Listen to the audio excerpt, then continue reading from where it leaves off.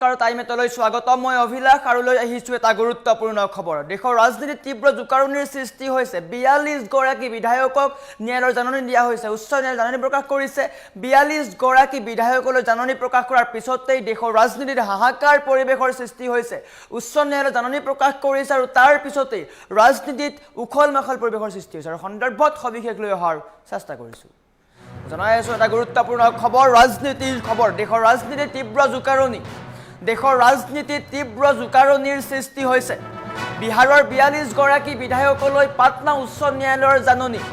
42 গৰাকীকৈ বিধায়কলৈ জাননী প্ৰেৰণ কৰা হৈছে নিৰ্বাচনত ভোট চুৰি আৰু ভুৱা শপতনামা দাখিলৰ অভিযোগ উত্থাপন হৈছে এই কেইগৰাকী বিধায়কৰ বিৰুদ্ধে বৃহস্পতিবাৰে 19 ফেব্ৰুৱাৰী উচ্চ ন্যায়ালয়ৰ গুৰুত্বপূৰ্ণ নিৰ্দেশ দিছে 2025 নিৰ্বাচনত পৰাজিত প্ৰাৰ্থীসকলে দাখিল কৰিছিল গোচৰ 2025 চনত বিহাৰত যে নিৰ্বাচন হৈছিল তাৰ পৰাজিত প্ৰাৰ্থীসকলে গোচৰ দাখিল কৰিছিল আৰু নিৰ্বাচনী শপতনামাত সম্পত্তিৰ তথ্য লুকুৱাৰ অভিযোগ উত্থাপন কৰা হৈছে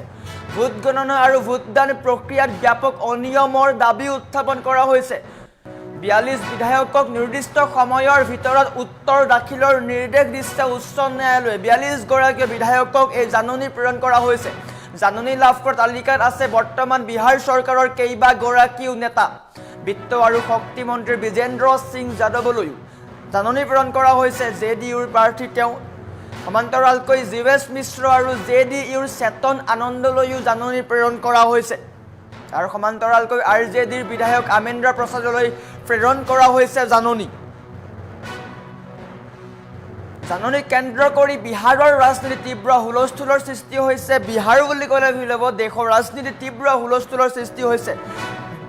42 গৰাকীকৈ বিধায়কক উচ্চ ন্যায়ালয়ে জাননী প্ৰকাশ প্ৰেৰণ কৰিছে বিহাৰত 2025 চনৰ বিধানসভা নিৰ্বাচনৰ পিছতে ৰাজ্যৰ ৰাজনীতিত ডাঙৰ জুকাৰুনি দেখা পোৱা গৈছে নিৰ্বাচনত জয়লাভ কৰা 42 গৰাকী বিধায়কৰ বিৰুদ্ধে উত্থাপন হোৱা গুৰুতৰ অভিযোগৰ ভিত্তিত পাটনা উচ্চ ন্যায়ালয়ে কঠোৰ পদক্ষেপ গ্ৰহণ কৰিছে এই বিধায়কসকলৰ বিৰুদ্ধে মূলতঃ দুটা প্ৰধান অভিযোগ উত্থাপন হৈছে নিৰ্বাচনৰ ভোট গণনা আৰু ভোটদান প্ৰক্ৰিয়াত ব্যাপক জালিয়াতি কৰাৰ অভিযোগ উত্থাপন হৈছে সমান্তৰালকৈ নিৰ্বাচনী শপতনামাত নিজৰ সম্পত্তিৰ সঠিক তথ্য লুকুৱাই ৰখাৰ বাবে বিধায়কসকলৰ বিৰুদ্ধে অভিযোগ উত্থাপন হৈছে আৰু এই দুয়োটা অভিযোগ উত্থাপন হৈছিল 42 গৰাকী বিধায়কৰ বিৰুদ্ধে আৰু আদালতে তেওঁলোকক সময়সীমা দিছে সময়সীমাৰ ভিতৰত তেওঁলোকে আদালতৰ ভিতৰত উত্তৰ দিব লাগিব উচ্চ ন্যায়ালয়ে এই সংক্ৰান্তত এক গুৰুত্বপূৰ্ণ নিৰ্দেশ জাৰি কৰিছে আদালতৰ জাননী লাভ কৰা 42 গৰাকী বিধায়কৰ ভিতৰত বিহাৰ চৰকাৰৰ কেইবা গৰাকীও নেতা আছে বিজেন্দ্ৰ যাদৱ বৰ্তমান সময়ত বিহাৰ চৰকাৰৰ বিত্ত আৰু শক্তি মন্ত্ৰী জিৱেশ মিশ্ৰ আৰু সমান্তৰালকৈ বিধায়ক চেতন আনন্দ আনহাতে বিৰোধী দলৰ বিধায়ক আমেন্দ্ৰ প্ৰসাদ আদালতে জাননী লাভ কৰাৰ প্ৰতিগৰাকী বিধায়কক এই নিৰ্দিষ্ট সময়সীমাৰ ভিতৰত নিজৰ উত্তৰ দাখিল কৰিবলৈ নিৰ্দেশ দিছে এই তালিকাত চৰকাৰী পক্ষ আৰু বিৰোধী পক্ষ দুয়োটা পক্ষৰে নেতাৰ নাম আছে সেয়েহে বিহাৰৰ ৰাজনৈতিক মহলত বৰ্তমান সময়ত উত্তেজনাৰ সৃষ্টি হৈছে যদি আদালতে এই অভিযোগসমূহ প্ৰমাণিত হয় তেন্তে অভিযুক্ত বিধায়কসকলৰ বিধায়ক পদ খাৰিজ হোৱাৰ সম্ভাৱনা আছে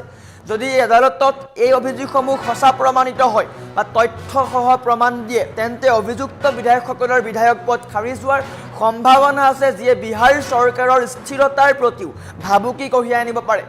আৰু বৰ্তমান সময়ত দেশৰ ৰাজনীতিত এটা গুৰুত্বপূৰ্ণ খবৰ আহিছে 42 গৰাকীকৈ বিধায়কলৈ উচ্চ ন্যায়ালয়ৰ জাননী দিয়া হৈছে 42 গৰাকীকৈ বিধায়কক জাননী প্ৰেৰণ কৰা হৈছে তাৰ ভিতৰত কেইবা গৰাকীও শক্তিশালী নেতা আছে 2025 চনৰ বিধানসভা নিৰ্বাচনৰ পিছতে ৰাজ্যৰ ৰাজনীতিত ডাঙৰ জুকাৰুনি দেখা দিছে বিহাৰৰ ৰাজনীতিত বৰ্তমান সময়ত ডাঙৰ খলকনিৰ সৃষ্টি হৈছে নিৰ্বাচনত জয়লাভ কৰা 42 গৰাকী বিধায়কৰ বিৰুদ্ধে উত্থাপন হৈছে গুৰুতৰ অভিযোগ আৰু তাৰ কাৰণে পাটনা উচ্চ ন্যায়ালয়ে কঠোৰ পদক্ষেপ গ্ৰহণ কৰিছে ভোট চুৰি আৰু অনিয়ম দুটাকৈ অভিযোগ উত্থাপন হৈছে ভুৱা শপতনামা আৰু ভোট চুৰি নিৰ্বাচনৰ ভোট গণনা আৰু ভোটদান প্ৰক্ৰিয়াত ব্যাপক জালিয়াতি কৰাৰ অভিযোগ উত্থাপন হৈছে তাৰ সমান্তৰালকৈ নিৰ্বাচনী শপতনামাত নিজৰ সম্পত্তিৰ সঠিক তথ্য লুকুৱাই ৰখাৰ বাবে বিধায়কসকলৰ অভিযুক্ত হৈছে সমান্তৰালকৈ উচ্চ ন্যায়ালয়ে এই কেইগৰাকীক সময়সীমা দিছে সময়সীমাৰ ভিতৰত উত্তৰ দিব লাগিব যদিহে সঁচা প্ৰমাণিত হয় তেন্তে বিধায়ক পদ খাৰিজ হ'ব পাৰে বৰ্তমান সময়ত দেশৰ ৰাজনীতিত ডাঙৰ খবৰ বিহাৰৰ ৰাজনীতিত ডাঙৰ খবৰ আহি পৰিছে আদালতে জাননী লাভ কৰা প্ৰতিগৰাকী বিধায়কক নিৰ্দিষ্ট সময়সীমাৰ ভিতৰত নিজৰ উত্তৰ বা নিজৰ স্থিতি দাখিল কৰিবলৈ নিৰ্দেশ দিছে আৰু এই তালিকাত চৰকাৰী পক্ষ আৰু বিৰোধী পক্ষ দুয়োটাৰে নাম আছে গতিকে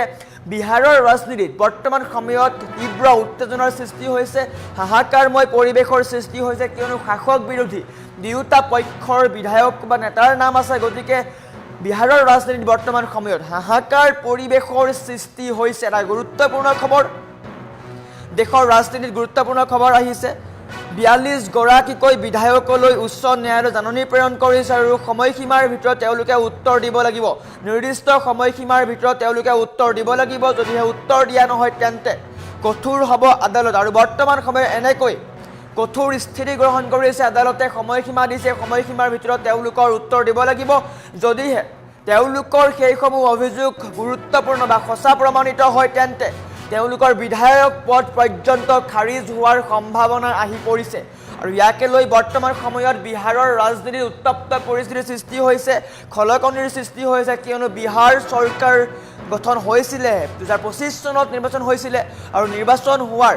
পিছতেই বৰ্তমান সময়ত এটা গুৰুত্বপূৰ্ণ খবৰ আহিছে ৪২ গৰাকী বিধায়কলৈ উচ্চ ন্যায়ালয়ৰ জাননী জাৰি কৰা হৈছে কেইবাগৰাকী বিধায়কৰ নাম আছে শক্তিশালী নেতাৰ নাম আছে আৰু এনেকৈ ৪২ গৰাকী বিধায়কলৈ জাননী জাৰি কৰি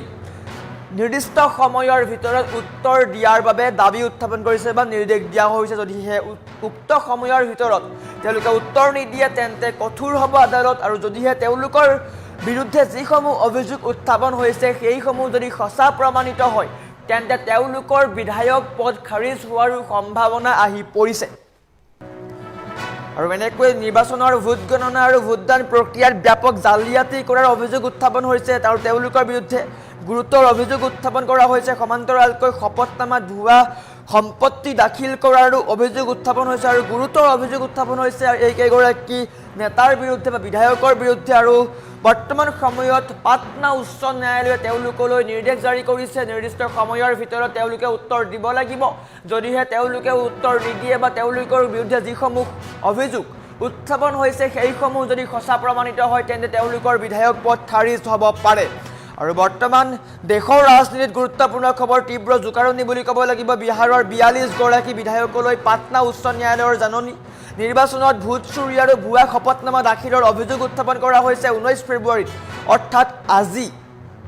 উচ্চ ন্যায়ালয়ৰ গুৰুত্বপূৰ্ণ নিৰ্দেশ ২০২৫ৰ নিৰ্বাচনত পৰাজিত প্ৰাৰ্থীসকলে দাখিল কৰিছিল গোচৰ ২০২৫ৰ নিৰ্বাচনত যিসমূহ প্ৰাৰ্থী পৰাজিত হৈছিল তেওঁলোকে জয়ী হোৱা প্ৰাৰ্থীসকলৰ বিৰুদ্ধে দাখিল কৰিছিল অভিযোগ আৰু সেই অভিযোগৰ আজি শুনানি আছিল তাতে উচ্চ ন্যায়ালয়ে স্পষ্টকৈ কৈছে ৪২ গৰাকী বিধায়কলৈ জাননী প্ৰেৰণ কৰা হৈছে আৰু তেওঁলোকে সময়সীমাৰ ভিতৰত নিজৰ উত্তৰ দিব লাগিব নিৰ্বাচনী শপতনামাৰ সম্পত্তিৰ তথ্য লুকুৱাৰ অভিযোগ বিধায়কৰ বিৰুদ্ধে নিৰ্বাচনী শপতনামাৰ সম্পত্তিৰ তথ্য লুকুৱাৰ অভিযোগ উত্থাপন কৰা হৈছে এই ৪২ গৰাকী বিধায়কৰ বিৰুদ্ধে ভোট গণনা আৰু ভোটদান প্ৰক্ৰিয়াত ব্যাপক অনিয়মৰ দাবী উত্থাপন কৰা হৈছে আৰু এইসমূহ অভিযোগ উত্থাপন কৰিছে ২০২৫ৰ নিৰ্বাচনত পৰাজিত প্ৰাৰ্থীসকলে বিহাৰ বিধানসভা নিৰ্বাচনত যিসমূহ প্ৰাৰ্থী পৰাজিত হৈছিল তেওঁলোকে জয়ী হোৱা প্ৰাৰ্থীসকলৰ বিৰুদ্ধে এই অভিযোগ উত্থাপন কৰিছে আৰু বৰ্তমান সময়ত ৪২ বিধায়কক নিৰ্দিষ্ট সময়ৰ ভিতৰত উত্তৰ দাখিলৰ নিৰ্দেশ দিয়া হৈছে জাননী লাভ কৰা তালিকাত কেইবাগৰাকীও নেতা আছে চৰকাৰৰ কেইবাগৰাকীও প্ৰভাৱশালী নেতা আছে বিত্ত আৰু শক্তি মন্ত্ৰী বিজেন্দ্ৰ যাদৱলৈও আদালতৰ জাননী দিয়া হৈছে আনহাতে জীৱেশ মিশ্ৰ আৰু জেডিইউৰ চেতন আনন্দলৈও জাননী প্ৰেৰণ কৰা হৈছে আনহাতে আৰজেডিৰ বিধায়ক আমেন্দ্ৰ প্ৰসাদলৈও প্ৰেৰণ কৰা হৈছে জাননী আৰু এই ঘটনাক কেন্দ্ৰ কৰি বিহাৰৰ ৰাজনীতিত বৰ্তমান সময়ত খলকনিৰ সৃষ্টি হৈছে তীব্ৰ জোকাৰণিৰ সৃষ্টি হৈছে কিয়নো ৪২ গৰাকীকৈ বিধায়কলৈ জাননী প্ৰেৰণ কৰা হৈছে পাটনা উচ্চ ন্যায়ালয়ে জাননী প্ৰেৰণ কৰা হৈছে আৰু তাৰ পিছতেই হাহাকাৰ পৰিৱেশৰ সৃষ্টি হৈছে দেশৰ ৰাজনীতিত বৰ্তমান এক ডাঙৰ খবৰ বুলি ক'ব লাগিব বিশেষকৈ বিহাৰৰ ৰাজনীতিত এটা গুৰুত্বপূৰ্ণ খবৰ